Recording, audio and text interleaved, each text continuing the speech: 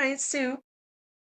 Thanks for joining me for today's Bible reading. I'm reading for August 21st, Jeremiah 32 to 34. And you might have heard me talk yesterday when we started about listening, if you're listening, or reading, if you're reading, with your analytical eyes and ears on. So not just kind of passively listening, but actively listening or reading. And I had just another brief thought about that. When I started reading my Bible, I really didn't have any training in analysis.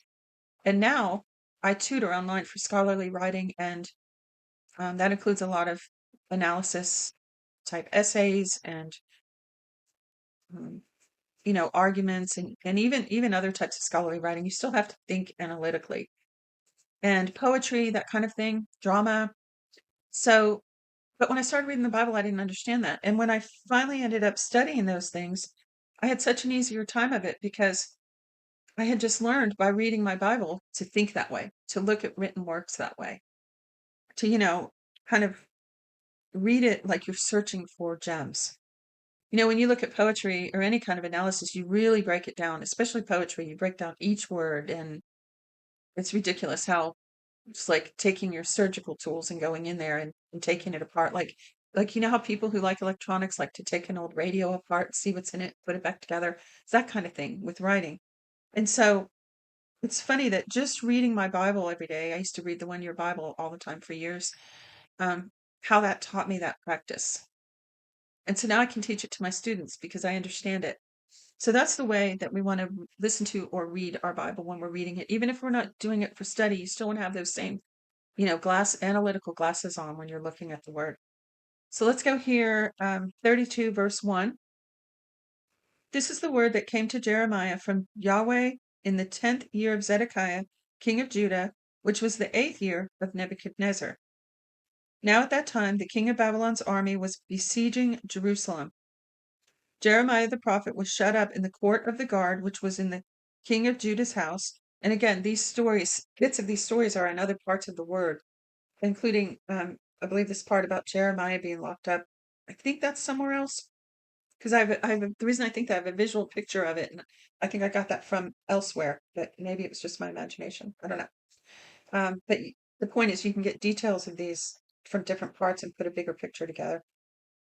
So, verse 3. Uh, Zedekiah king of Judah had shut him up, saying, What do you prophesy and say? Yahweh says, Behold, I will give this city into the hand of the king of Babylon, and he will take it. So they didn't want him saying that, even though it was true. Even though God was telling Jeremiah to say these things, it made him mad. And you can understand it because the king's responsibility was to protect their realm. What are they going to say? Oh, okay, we'll just give up then. But that's exactly what God was telling him to do: surrender to Babylon. So let me go on here. Zedekiah, king of Judah. So he's saying, why do you say that Zedekiah, king of Judah, won't escape out of the hand of the Chaldeans, but will surely be delivered into the hand of the king of Babylon? Chaldeans and Babylon, you can kind of use that interchangeably, so don't get mixed up. But into the hand of the king of Babylon, and will speak with him mouth to mouth, and his eyes will see his eyes, and he will bring Zedekiah to Babylon, and he will be there until I visit him, says Yahweh. Though you fight with the Chaldeans, you will not prosper. Jeremiah said, Yahweh's word came to me, saying, Behold, Hananel, the son of Shallum, your uncle, will come to you, saying, Buy my field that is in Anathoth, for the right of redemption is yours to buy it. So Hananel, my uncle's son, came to me in the court of the guard, according to Yahweh's word, and said to me, Please buy my field that is in Anathoth, which is in the land of Benjamin, for the right of inheritance is yours, and the redemption is yours. Buy it yourself. Then I knew that this was Yahweh's word. I bought the field that was in Anathoth of Hananel my uncle's son, and weighed him the money, even 17 shekels of silver. I signed the deed. Let's see how much those shekels are. So that's about 10 grams of silver. I signed the deed, sealed it, called witnesses, and weighed the money and the balances to him. So I took the deed of the purchase, both that which was sealed containing the terms and conditions, and that which was open, and I delivered the deed of the purchase to Baruch, son of Neriah, the son of Maaseiah, in the presence of Hanamel, my uncle's son, and in the presence of witnesses who signed the deed of the purchase before all the Jews who sat in the court of the guard. I commanded Baruch before them, saying, I think Baruch might have been his scribe too. So it kind of sounds like it's his assistant. Yahweh of armies, the God of Israel, says, take these deeds, this deed of purchase which is sealed, and this deed which is open, and put them in an earthen vessel, that they may last many days. For Yahweh of armies says, the God of Israel says, houses and fields and vineyards will yet again be bought in this land. Now after I had delivered the deed of purchase to Baruch the son of Neriah, I prayed to Yahweh, saying, Ah, Lord Yahweh, behold, you have made the heavens and the earth by your great power and by your outstretched arm.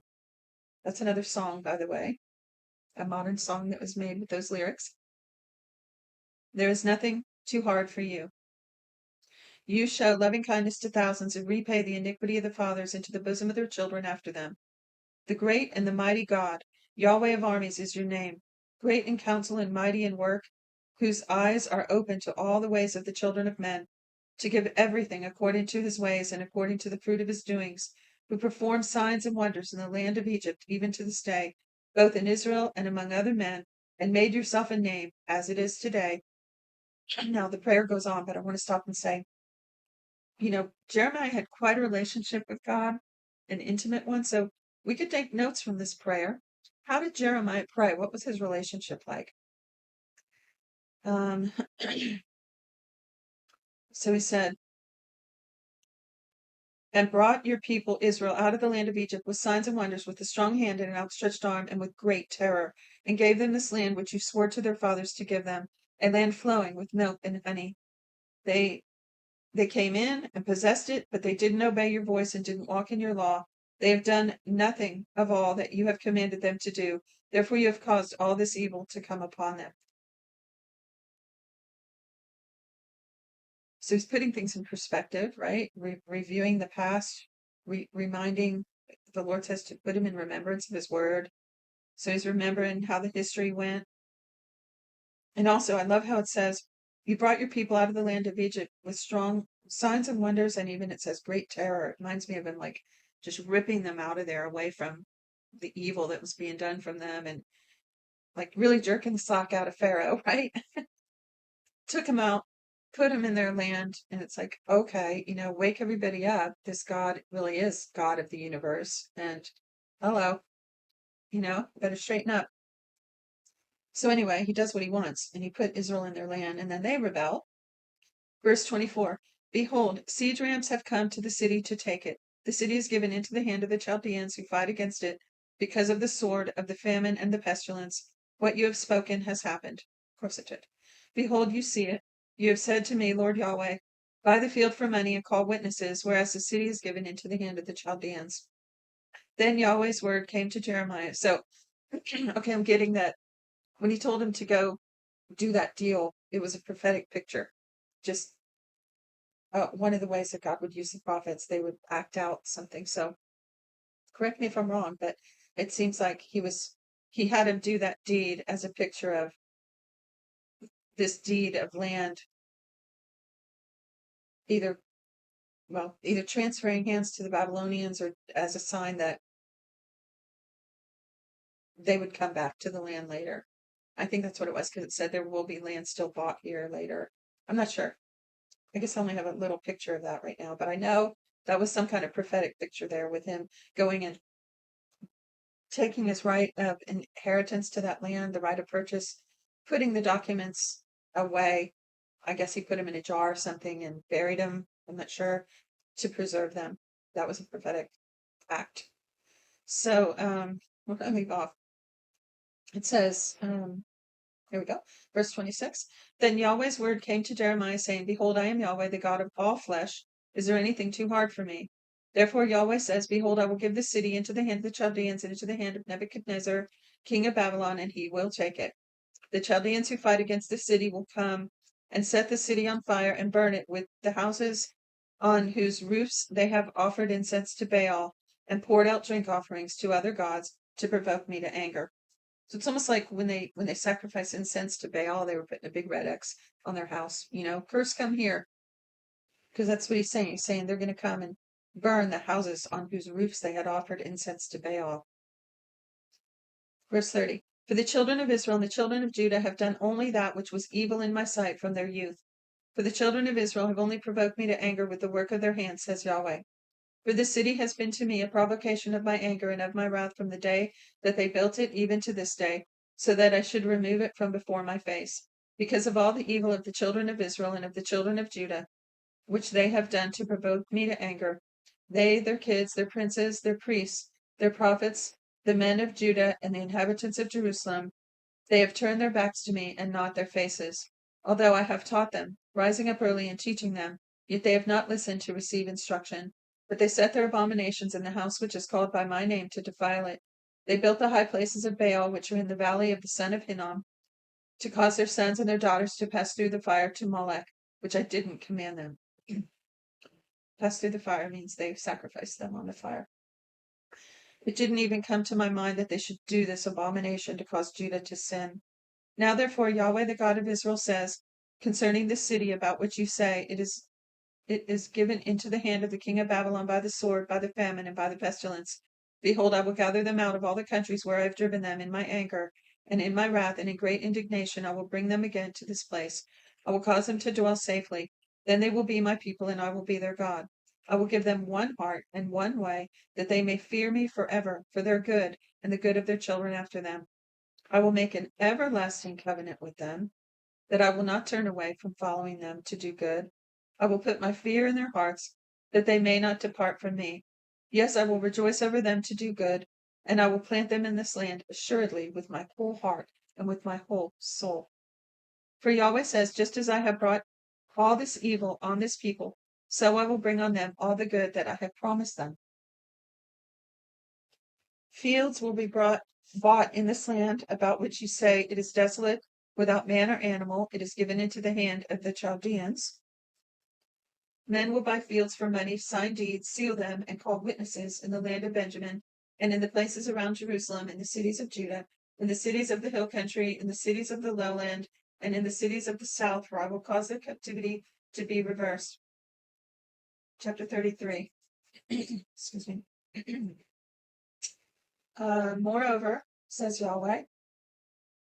No, excuse me. Moreover, Yahweh's word came to Jeremiah the second time, while he was still locked up in the court of the guard, saying, Yahweh who does it, Yahweh who forms it to establish it, Yahweh is his name, says, call to me and I will answer you and will show you great and difficult things which you don't know. For Yahweh the God of Israel says concerning the houses of this city and concerning the houses of the kings of Judah, which are broken down to make a defense against the mounds and against the sword, while men come to fight with the Chaldeans, and to fill them with the dead bodies of men, whom I have killed in my anger and in my wrath, and for all whose wickedness I have hidden my face from this city. Behold, I will bring it health and cure, and I will cure them, and I will reveal to them abundance and peace and truth. I will cause the captivity of Judah and the captivity of Israel to return, and I will build them as at the first. I will cleanse them from all their iniquity by which they have sinned against me. I will pardon all their iniquities by which they have sinned against me, and by which they have transgressed against me. This city will be for me a name of joy, for praise, and for glory, before all the nations of the earth, which will hear all the good that I do to them, and will fear and tremble for all the good and for all the peace that I provide to it. Yahweh says, yet again there will be heard in this place, about which you say, it is waste, without man and without animal, even the cities of Judah and the streets of Jerusalem that are desolate, without man and without inhabitant, without animal. The voice of joy and the voice of gladness, the voice of the bridegroom and the voice of the bride, the voice of those who say, give thanks to Yahweh of armies, for Yahweh is good, for his loving kindness endures forever.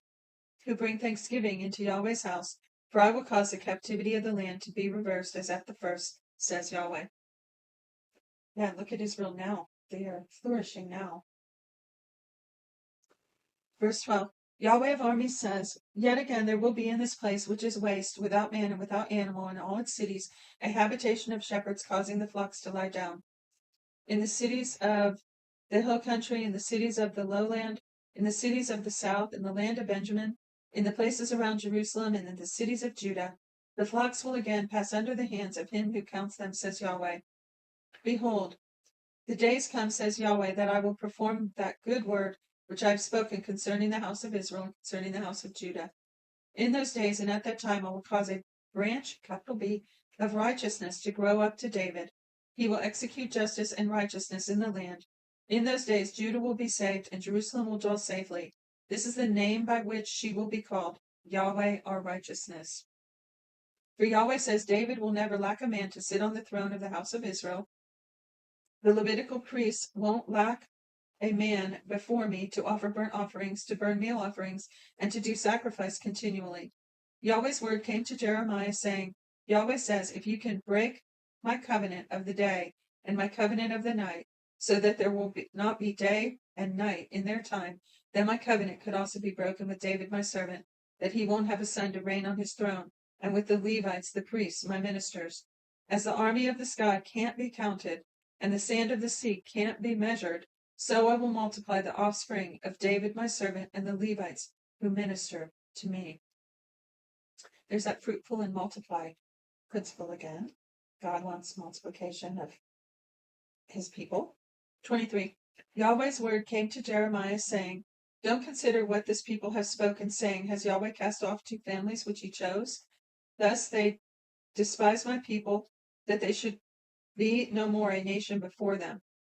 Yahweh says, if my covenant of day and night fails, if I have not appointed the ordinances of heaven and earth, then I will also cast away the offspring of Jacob and of David my servant, so that I will not take of his offspring to be rulers over the offspring of Abraham, Isaac, and Jacob. For I will cause their captivity to be reversed, and will have mercy on them. Chapter 34.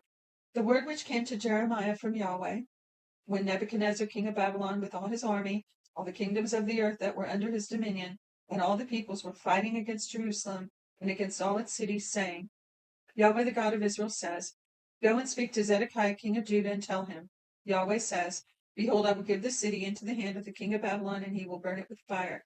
You won't escape out of his hand, but will surely be taken and delivered into his hand. Your eyes will see the eyes of the king of Babylon, but he will speak with you mouth to mouth. You will go to Babylon. And indeed, Jerusalem did burn with fire. Verse 4. Yet hear Yahweh's word, O Zedekiah king of Judah. Yahweh says concerning you, you won't die by the sword, you will die in peace, and with the burnings of your fathers, the former kings who were before you. So they will make a burning for you. They will lament you, saying, O Lord, for I have spoken the words, says Yahweh. Then Jeremiah the prophet spoke all these words to Zedekiah king of Judah in Jerusalem. When the king of Babylon's armies was fighting against Jerusalem, and against all the cities of Judah that were left, against Lachish and against Azekah, for these alone remained in the cities of Judah as fortified cities.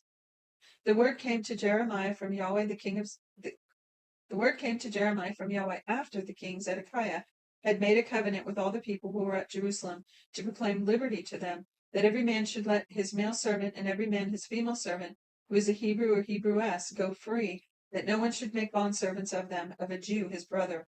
All the princes and all the people obeyed, who had entered into the covenant, that every one should let his male servant, excuse me, and every one his female servant go free, that no one should make bondservant of them any more. They obeyed and let them go. But afterwards they turned and caused the servants and the handmaids whom they had let go free to return, and brought them into subjection for servants and handmaids.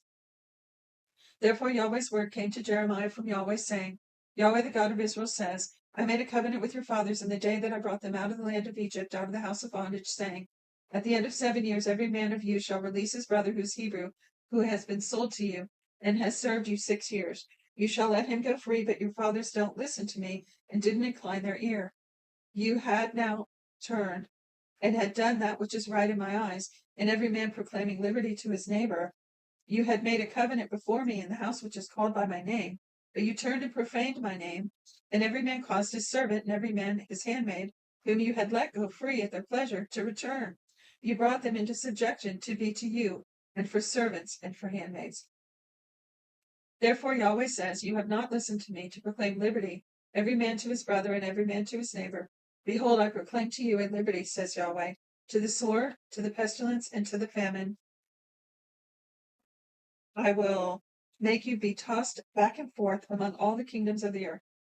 I will give the men who have transgressed my covenant, they would not perform the words of the covenant which they made before me, when they cut the calf in two and passed between its parts. The princes of Judah, the princes of Jerusalem, the eunuchs, the priests, and all the people of the land who passed between the parts of the calf, I will even give them into the hand of their enemies and into the hand of those who seek their life. Their dead bodies will be food for the birds of the sky and for the animals of the earth. I will give Zedekiah king of Judah and his princes into the hands of their enemies, into the hands of those who seek their life, and into the hands of the king of Babylon's army, who has gone away from you. Behold, I will command, says Yahweh, and cause them to return to this city. They will fight against it, take it, and burn it with fire. I will make the cities of Judah a desolation without habitation. And that's the end of today's reading. Thanks for joining me. See you next time. Bye bye.